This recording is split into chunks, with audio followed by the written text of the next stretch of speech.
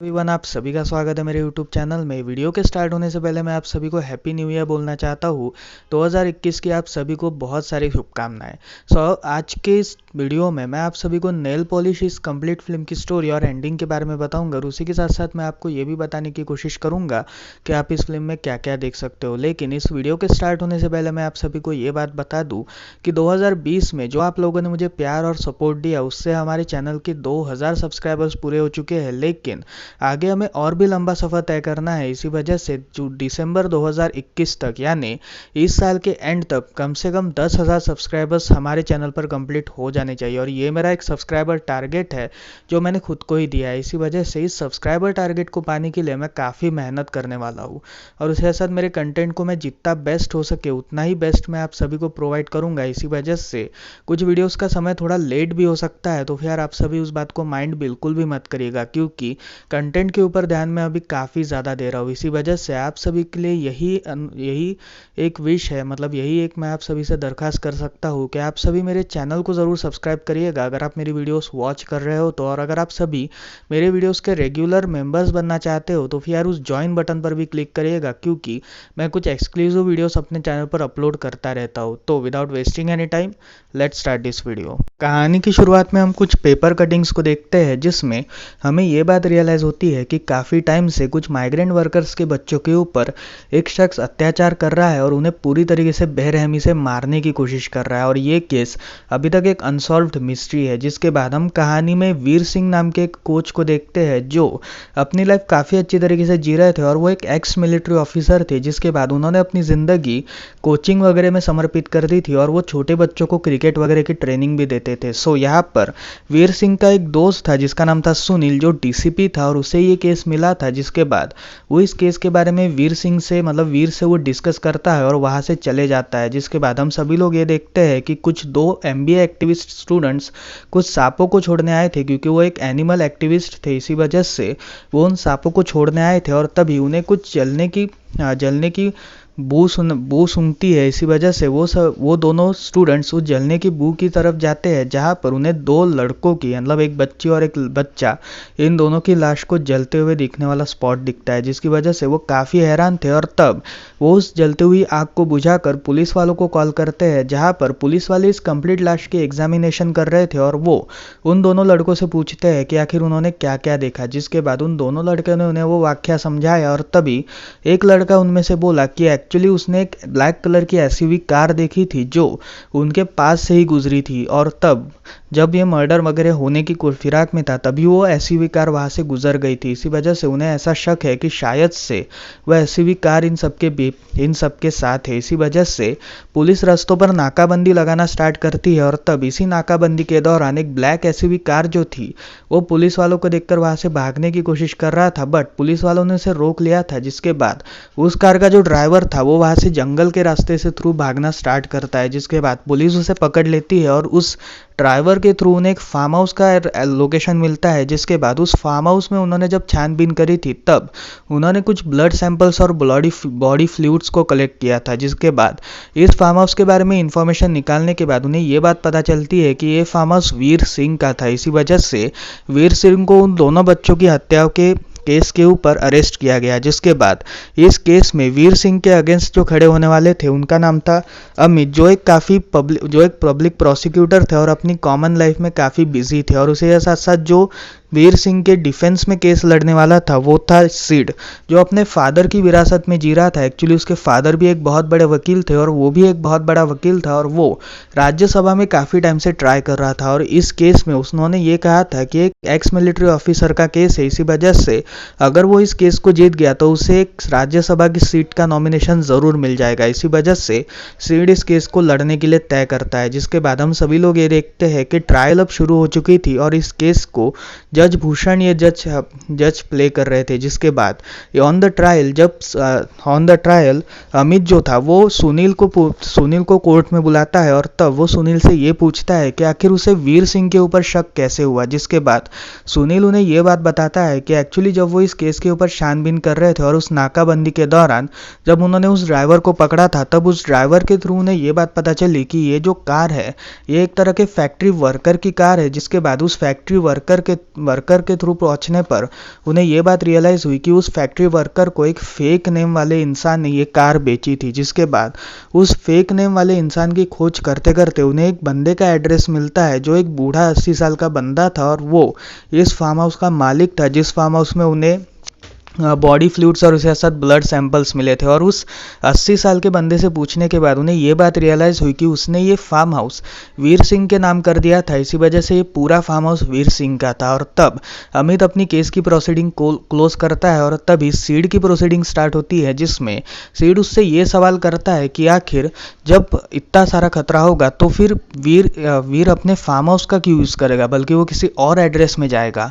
वो अपने farm house में इतना बड़ा रिस्क कैसे ले सकता है? अगर वीर ने ये काम किया भी होगा तो भी वो इतना बड़ा रिस्क नहीं ले सकता, और वो कितना भी बड़ा प्लानर आदमी होगा वो एक ही जगह पर 2 बार नहीं दिख सकता, क्योंकि नाकाबंदी के दौरान वो किसी एक चैरिटी फंक्शन में चीफ गेस्ट बनकर गया था और वो दूसरी तरफ ब्लैक एसयूवी कैसे चला सकता है। इसी वजह से इन दोनों बातों के ऊपर विश्वास करना पूरी तरह से इम्पॉसिबल है, जिसके बाद इस केस की फर्स्ट डे ट्रायल को रोक दिया जाता है और उसके बाद वीर सिंह को जेल में डाल दिया जाता है, जहां पर जेल के जो इनमेट्स थे वो वीर सिंह को ये बात बताते हैं कि एक बहुत बड़ा दादा है जो इस जेल के कंप्लीट रूल्स वगैरह को फॉलो करता है और इस कंप्लीट जेल में वो अपनी रूलमेंट चलाता है, और अगर वो उसे खुश करने में सक्सेसफुल हो गया तो वो उसे काफ़ी सारा सामान और उसके साथ काफ़ी सारा खाना वगैरह भी देगा। इसी वजह से वीर सिंह उसको खुश करने की कोशिश नहीं करता, बल्कि जैसा जैसे चल रहा है वैसा चलने देता है। जिसके बाद अगले दिन की कोर्ट हियरिंग शुरू होती है और इस कोर्ट हियरिंग में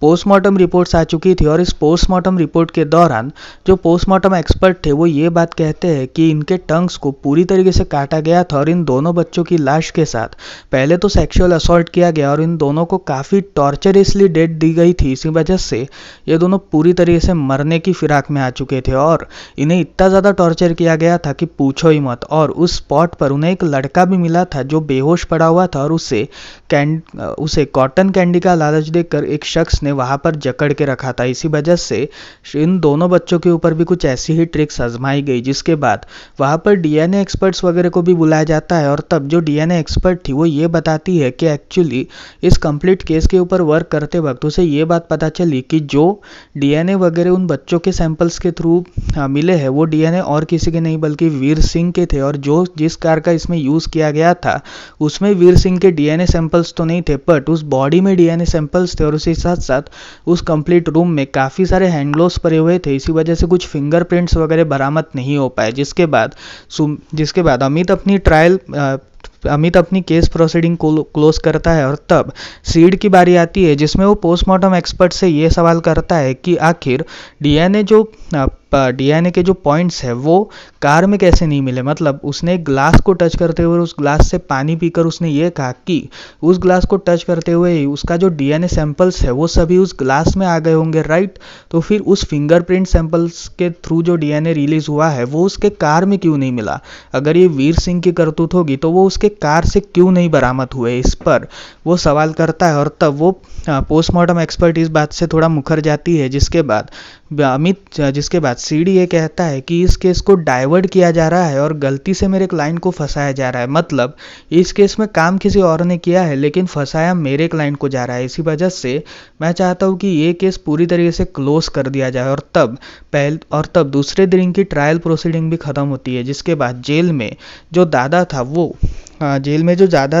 वो वीर सिंह से बात करने का ट्राई करता है, लेकिन तभी वीर सिंह जो था वो गुस्से में आकर उसकी आंख फोड़ देता है, जिसके बाद जेल में बहुत बड़ी झड़प होती है। और इस झड़प के दौरान वीर सिंह पूरी तरीके से घायल हो चुका था, जिसके बाद उसे हॉस्पिटल में डाला गया था। और हॉस्पिटल में जब सीड उससे मुलाकात करने जाता है तब वो पूरी तरीके से बर्बाद हो चुका था, यानी उसे बिल्कुल भी होश नहीं आ रहा था और उसके पूरे जितने भी बॉडी पार्ट्स थे वो पूरी तरीके से टूट चुके थे। इसी वजह से वीर जज भूषण से ये कहता है कि अगर वो केस की प्रोसीडिंग को थोड़ा लेट कर दे तो काफ़ी अच्छा होगा, लेकिन यहाँ पर अमित जो था वो इसकी लेट प्रोसीडिंग से बिल्कुल भी खुश नहीं था। इसी वजह से वो जज से ये कहता है कि अगर वहाँ पर वीर ना भी हुआ तो भी हम इस केस की प्रोसीडिंग करेंगे, बस हमें इस केस को आगे बढ़ाना चाहिए। लेकिन यहाँ पर सीड जो था वो ये कहता है कि इस केस में सबसे ज़्यादा इम्पोर्टेंट है उस शख्स का होना जिसने ये क्राइम कमिट किया है। मतलब आपके हिसाब से जिसने ये क्राइम कमिट किया है उसका कोर्ट में होना सबसे ज़्यादा ज़रूरी है, और वो क्राइम अगर वीर ने कमिट किया है तो फिर उसका कोर्ट में होना तो सबसे ज़्यादा ज़रूरी है। इसी वजह से वीर के ठीक होने तक हम कोई भी प्रोसीडिंग नहीं रख सकते। और तब जज भूषण भी इस बात को एग्री कर लेते हैं, जिसके बाद काफ़ी महीने की कालावधि बीत जाती है, और इस 3 महीने के अंदर वीर जो था वो ठीक तो हो चुका था, लेकिन उसके दिमाग में कुछ अलग ही बातें चल रही थी। एक्चुअली वो दिमाग से पूरी तरीके से पैदल हो चुका था, और उसके दिमाग में कुछ और ही बातें चल रही थी, जिसमें वो अपनी ट्रीटमेंट के दौरान एक नर्स को बताता है कि उसका नाम चारू है, और वो कश्मीर में रहने वाली एक लड़की का नाम था जो थोड़े समय पहले कश्मीर से भाग चुकी थी। और तब वो ये कहता है कि वो एक चारू नाम की लड़की है जिसके बाल काफ़ी बड़े थे, और वो काफ़ी अलग अलग तरीके से बिहेव करना स्टार्ट करता है। यानी कभी कभार वो कांच वगैरह फोड़ देता है, कभी कभार वो काफ़ी एग्रेसिव हो जाता है, कभी कभार वो खुद के रूम्स तक भूल जाता है, कभी कभार वो खुद का नाम तक भूल जाता है, इस कदर। जिसके बाद सीडी जब वीर से मुलाकात करता है, तब वो भी उसकी हालत देखकर थोड़ा हैरान था, क्योंकि वो एक लेडी की तरह हरकतें कर रहा था। मतलब उसकी हरकतें किसी जेंट्स की तरह नहीं बल्कि एक लेडीज की तरह लग रही थी। इसी वजह से जिसकी वजह से सीड थोड़ा परेशान होता है, और तब सीड उसकी हालत जब जज भूषण को सुनाते हैं, तब अमित का ये कहना था कि ये सब एक नाटक है, बस कोर्ट की प्रोसीडिंग से बचने के लिए, बाकी कुछ भी नहीं। जिसके बाद जज भूषण जो थे वो ये डिसाइड करते हैं कि किसी भी हालत में हो जाए वो वीर सिंह को कोर्ट की हियरिंग्स में लाकर ही रहेंगे। जिसके बाद उसे वापस जेल में डाल दिया जाता है, जहां पर दादा को जब इस बारे में पता चलता है तब वो उसके साथ डेली रेप करने का ट्राई करता है। जिसके बाद जब अगली कोर्ट हियरिंग होती है, तब इस कोर्ट हियरिंग के दौरान वीर जो था वो अलग तरीके से बिहेव कर रहा था, और ऐसा बिहेव कर रहा था जैसे वो वीर को जानता ही नहीं। यानी वो अपनी पर्सनैलिटी को छोड़कर किसी और ही पर्सनैलिटी को एब्जॉर्ब कर बैठा था। इसी वजह से वो काफ़ी परेशान होता है, और अचानक बीच के कोर्ट हियरिंग में वो खुद का सर बेंच में पटकना स्टार्ट करता है, और तभी वो खुद को घायल करता है, जिसमें वो जज भूषण से ये कहता है कि कुछ लोग उसके साथ पूरी तरीके से व्यवहार करते हैं रात के समय में जेल में। इसी वजह से सीड जो था उसे इमरजेंसी के लिए हॉस्पिटल छोड़ता है, और तभी वो कोर्ट से ये दरख्वास्त करता है कि अगर वो उसके लिए हॉस्पिटल में ही कोई व्यवस्था रख दे तो काफ़ी अच्छा होगा। जिसके बाद जज भूषण जो थे वो उसकी हालत वगैरह देखना स्टार्ट करते हैं, और तभी वो एक साइकेट्रिस्ट हायर करते हैं जिसका नाम था डॉक्टर नेडी। और डॉक्टर नेडी जब उसका चेकअप करने का ट्राई करता है, तब उसे ये बात पता चलती है कि वीर जो है वो काफ़ी टाइम से मल्टीपल पर्सनालिटी डिसऑर्डर से गुजर रहा है। एक्चुअली बचपन के कुछ ट्रॉमास की वजह से वो काफ़ी टाइम से एक मल्टीपल पर्सनैलिटी डिसऑर्डर से गुजर रहा है, जिसमें उसने खुद की पर्सनैलिटी को भुलाकर एक दूसरी पर्सनैलिटी जिसका नाम है चारू, उसको अपने अंदर ग्रैब्स कर लिया। और थोड़े बहुत हमें कुछ इंटरव्यूज़ करने पड़ेंगे, जिसके बाद हमें इस कंप्लीट मैटर के बारे में थोड़ी बहुत इन्फॉर्मेशन होगी। जिसके बाद वो थोड़े इंटरव्यूज़ करना स्टार्ट करता है, जिसमें वीर जो था वो एक नंबर डॉक्टर नेडी को बताता है, और इस नंबर के थ्रू वो चारू के हस्बैंड को कांटेक्ट करते हैं जो एक्चुअल में चारू के हस्बैंड थे। और तभी चारू के हस्बैंड उन्हें ये बताते हैं कि एक्चुअली चारू और उसकी शादी एक अरेंज मैरिज थी, और चारू जो थी वो उससे 20 साल छोटी थी, और वो एक 20 साल बड़े शख्स थे। जिसके बाद उन दोनों की शादी काफ़ी अच्छी नहीं चली, क्योंकि उन दोनों के बीच हमेशा झगड़े वगैरह हुआ करते थे, और एक दिन चारू कश्मीर छोड़कर चली गई। इसी वजह से उन्होंने दूसरी शादी कर ली, और उनके बच्चे भी है। जिसके बाद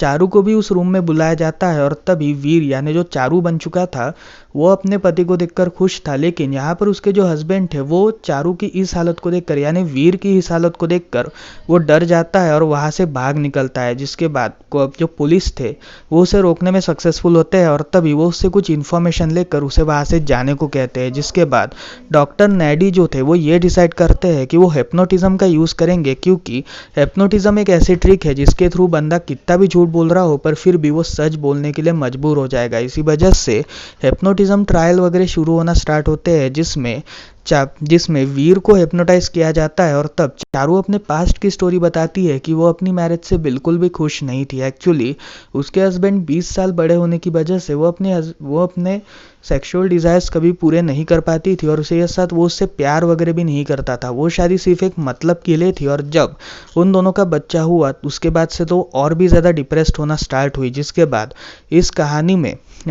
बाद उसकी लाइफ में रंजीत नाम के एक शख्स की एंट्री हुई, और रंजीत और कोई नहीं बल्कि वीर ही था। एक्चुअली थोड़े समय पहले वीर कश्मीर में एक टेररिस्ट ऑर्गेनाइजेशंस को एक्सपोज करने के लिए और एक टेररिस्ट ऑर्गेनाइजेशन को पूरी तरीके से बर्बाद करने के लिए एक मिशन में आया था, और इस मिशन के दौरान ही उसकी मुलाकात चारू से हुई थी। और तब चारू जो थी वो वीर से, यानी जिसने अपना नाम चेंज करके रंजीत रखा था, उसके साथ वो धीरे धीरे रिलेशनशिप में आना स्टार्ट होती है। और तब वीर को भी चारू से प्यार होना स्टार्ट होता है, जिसके बाद ये दोनों एक दूसरे के साथ काफ़ी ज़्यादा खुश थे। और तभी चारू को ये खबर मिलती है कि थोड़े समय पहले एक बिजनेसमैन ने कुछ बच्चों की ऑर्डर्स वगैरह की थी, जिसके बाद वो उस बिजनेसमैन के घर की तरफ जाती है, जहाँ पर उस बिजनेसमैन के घर की तरफ उसे दो बच्चे दिखते हैं जो उस बिजनेसमैन के काफ़ी खास थे। और तभी वो जब इस बात को रंजीत को बताने के लिए, यानी जब वो इस बात को वीर को बताने के लिए जाती है, तब वो उसमें से एक बच्चे को वो खिड़की से जागता हुआ देखते हैं, जिसमें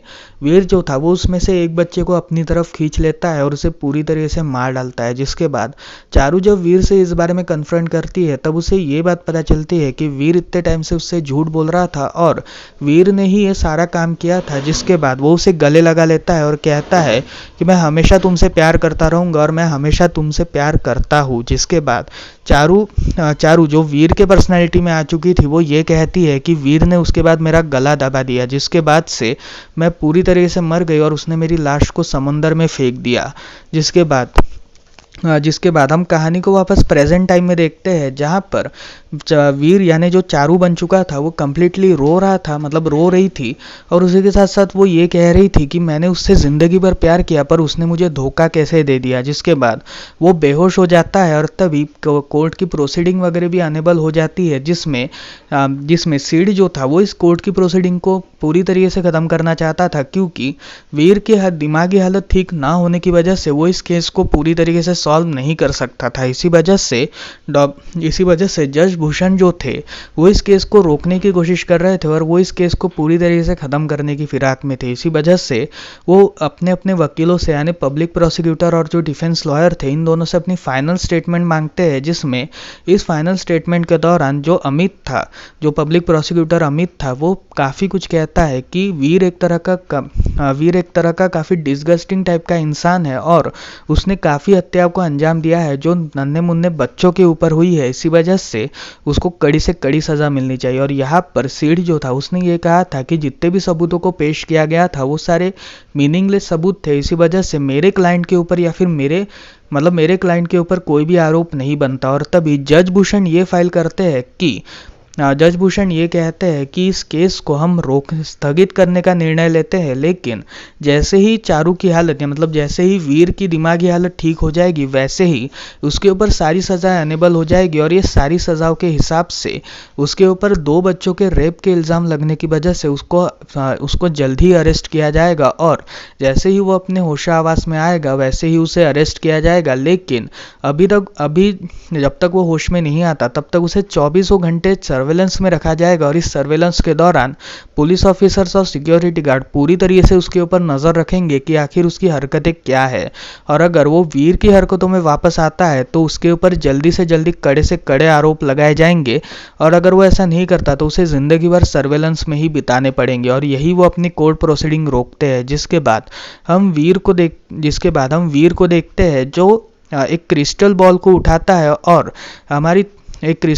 उठाता है और मुस्कुराता है। एक्चुअली अब तक वीर जो था वो एक तरह का नाटक परफॉर्म कर रहा था मेरे हिसाब से, और अब तक वो एक चारू बनने का सिर्फ नाटक कर रहा था ताकि वो जेल में वापस ना जा सके। और यहीं पर ही ये फिल्म कंप्लीट खत्म होती है। तो फिर यार ये एक मिस्ट्री थ्रिलर फिल्म है जो आप सभी को एक बार तो भी ज़रूर वॉच करनी चाहिए। अब यहाँ पर इसके एंडिंग की बात करी जाए तो मेरे हिसाब से वीर एक तरह का नाटक कर रहा था, क्योंकि जिस हिसाब से वो एंड में मुस्कुराता है, मुझे ऐसा लगता है कि शायद से वो एक तरह का नाटक वगैरह परफॉर्म कर रहा था। बट यहाँ पर अगर रियलिटी की बात करी जाए तो शायद से वो रियलिटी में एक तरह के मल्टीपल पर्सनैलिटी डिसऑर्डर से गुजर भी रहा होगा। बट मेरा ऐसा मानना है कि वो एक तरह का नाटक ही कर रहा था। आपका क्या मानना है ये मुझे कमेंट सेक्शन में ज़रूर बताइएगा।